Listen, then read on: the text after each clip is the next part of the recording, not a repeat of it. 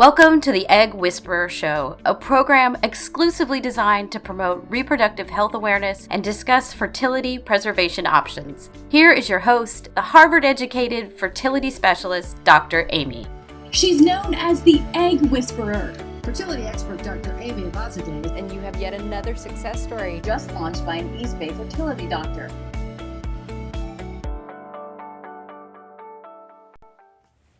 Hi everyone, thank you for joining me on tonight's show. My name is Dr. Amy for people who don't know me, and I'm a fertility expert here in the San Francisco Bay Area, and I talk about fertility every single day. And every year around this time, I do a show on my favorite fertility stories. And so this year, it's exactly what I'm going to do, but I'm going to break it up into two parts. So tonight is part one of the most inspiring fertility stories of 2018. So please watch tonight's show. And if you ever have a question and just want to shoot it to me, you can post it here. You can email me at email@eggwhisperer.com, and I'm happy to answer your questions. And if you missed last week's show, we did a Ask Your IVF Questions show, and you can send those questions in for a future Ask a Fertility Questions show that we'll be doing very soon. So let's get started. One of the first most inspiring fertility stories of 2018 to me was when Michelle Obama announced that she actually did IVF for her two kids. I looked at my phone and I almost jumped out of bed. It came through at around 5 in the morning. I remember it vividly. It was a Friday or Thursday. See how vivid I remember it? And she was basically announcing on national media about how she did IVF, how she had a miscarriage, all for the promotion of her new book, which is out now and a bestseller. So I took that information and I said, holy smokes, she just ripped the, what's the word that I'm trying to use? Paula, help me. Shroud. Ripped the shroud of shame that so many people feel when it comes to talking about their fertility struggles. So not only is this woman a former first lady, but she also did IVF, and she is not ashamed to share her journey, her story, in the hopes of educating others. So of course I said, why did she wait so long? I get it.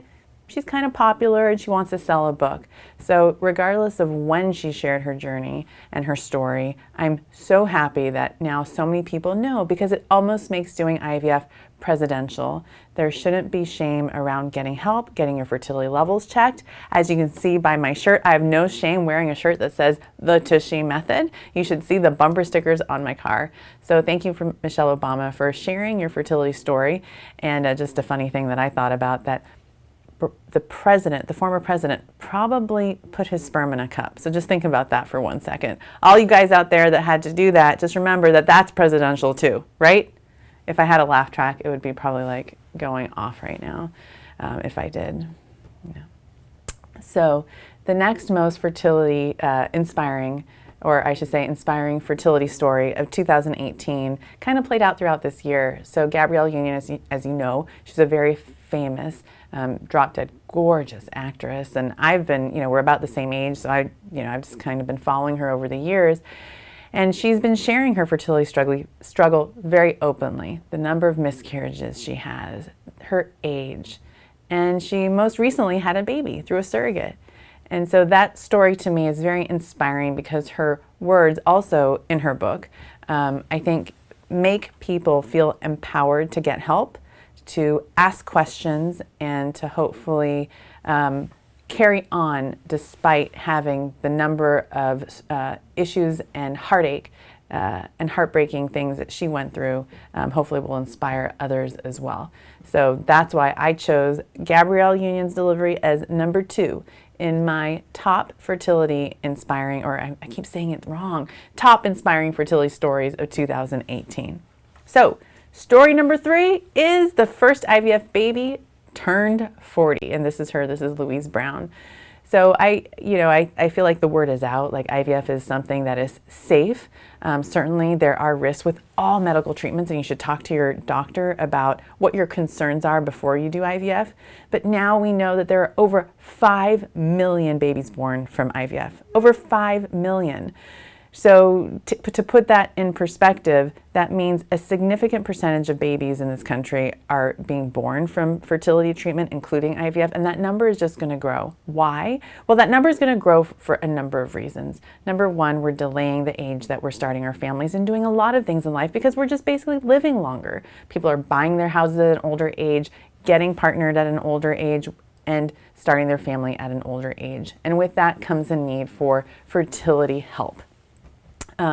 So with her birthday comes lots of celebrations for fertility doctors everywhere because of all the studies that have been done on the safety and the risk of IVF. And this research will just continue to go on. And what we do know now in 2018 is that there's still things that we can do better to give people a higher chance of pregnancy, and I look forward to those things. But I can honestly say that in 2018, I've been able to give people a chance for pregnancy that I may not have been able to maybe 3 years ago or 5 years ago because of all the newer developments, especially with genetic testing and genetic screening. So the next most inspiring fertility story is, and this is actually probably like my top one until Michelle Obama announced her news about IVF. But when I read this story, I was, it almost brought me to tears. So if you don't know who she is, please learn more about her. She is the first Asian American senator. She is of Thai descent. She is a veteran, a double amputee, and a helicopter pilot. And among all those things, she is also a mother. Over the age of 50, she delivered a baby, and she is the first sitting senator to have a baby. So that's pretty darn incredible to me. So that is a very inspiring fertility story of 2018. I mean, you hear about celebrities doing it, and and what I mean by it, I mean of having babies over the age of 45. But this is a working mother who is able to, do her job and do an excellent job at being as involved in fertility advocacy as possible, as well as, she also shared her fertility story and doing IVF with all of us too. So thank you, Senator Duckworth, for everything that you're doing for us. Another fertility inspiring story, and something that everyone is talking about every single day, and the newest news about Meghan Markle's pregnancy announcement is that now she's pregnant with twins. I mean, it's like, can people just leave her alone? And as a fertility doctor, you can imagine when her news came out about being pregnant at 37, a lot of my patients who are over the age of 35 said to me, I don't understand. How can she do that? She just got married. And the thing is, we really don't know what she did to get pregnant. She could have frozen her eggs. She could have used her frozen eggs. She could have done that for, her future family. But anyone, whether or not you're a princess or not, can literally, like I'm wearing this shirt right now, get their tushy checked and then learn about their fertility and then go from there and see what they need to do and make an action plan with a fertility doctor so that you can have the family size that you want. And you have to potentially do some work like egg freezing if you're starting your family at 37 and if you want more than one baby. So that is one story that I think has helped people maybe get their levels checked because she was 37 when she got pregnant, which is very, very common. You can still get pregnant over the age of 35, including age 37. But I think it got the conversation started for a lot of people who may have not thought about fertility. So this is the last fertility inspiring story of part one of my series of shows here that I'm doing to close out 2018. And that's the story of this same-sex female couple who took over 1,600 injections to do IVF. And so this story went viral, and I'm sure a lot of you have seen this picture, and it looks very, very familiar to you. So imagine helping people who go through this every single day, and that's what I do. Imagine the heartache that this couple experienced until they got to the point where they were able to take home a baby. I mean, this one image just, I'm sure, encompasses so many ultrasounds and blood draws, not just the injections. So this is a huge success for this family. I'm sure a huge success for this couple and a great story for 2018.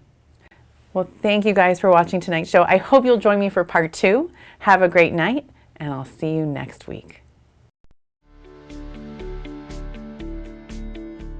Welcome to the Egg Whisperer Show, a program exclusively designed to promote reproductive health awareness and discuss fertility preservation options. Here is your host, the Harvard-educated fertility specialist, Dr. Amy.